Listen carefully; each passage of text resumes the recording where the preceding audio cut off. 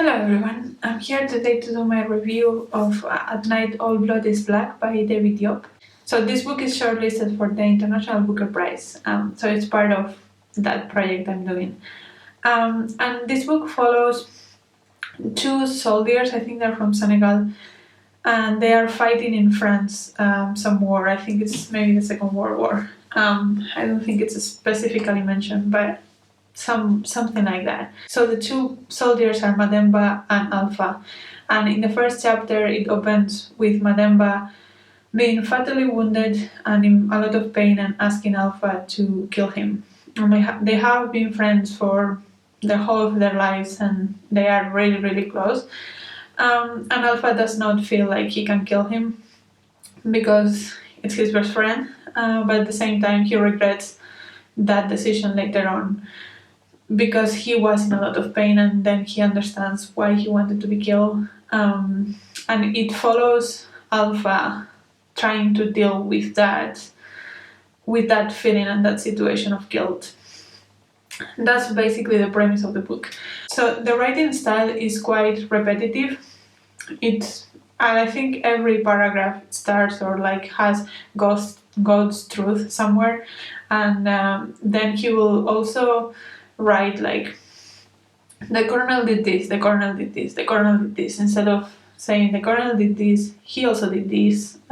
It was just like really repetitive, which I think it was trying to build this atmosphere of claustrophobia, of the repetition of the thoughts of this character after he didn't kill his friend and the guilt that he felt about that. And he also goes into very brutal details about the war and what he did in the war because of that experience. And I felt that, so in that sense, that writing style, I think it was quite successful at making that atmosphere of claustrophobia and guilt and brutality that the war has. And I think if that was the point of the book, it was quite successful. However, it didn't do anything else. And I think that those feelings that he conveys are really primal. And I needed something more. I needed something a little bit more complex. I needed a little bit of more intellectual engagement. And there are some topics that he briefly touches upon regarding the use of black soldiers in that war in France, because they were tapping into the idea that black people were savages and therefore they should be feared. Something like that, but that's all that the book says about that topic. Basically, it touches upon that a couple of times and that's it. It doesn't develop that idea further. It also doesn't develop the idea of the complexity of grief, for example. It's just, it is very primal in the emotion it causes. And I think that it is difficult to create that engagement with such primal feelings, because let's take, for example, the feeling of hunger, which is also, I think, in that primal thing of discomfort, immediate discomfort that has to be solved. If a book makes you feel hungry, you go eat something and you continue reading, and you don't expect a book to make you hungry throughout the whole of it. So in that sense, this book, it made me feel claustrophobic and it made me feel grossed out for the majority of the book, but it didn't do anything else. So I understand why a lot of people like this, because those emotions are really raw, and the writing style, that repetition sometimes comes out as poetic in a way. So I understand why people like that, but for me it was not doing enough. It was not a bad book, but it was an underwhelming book.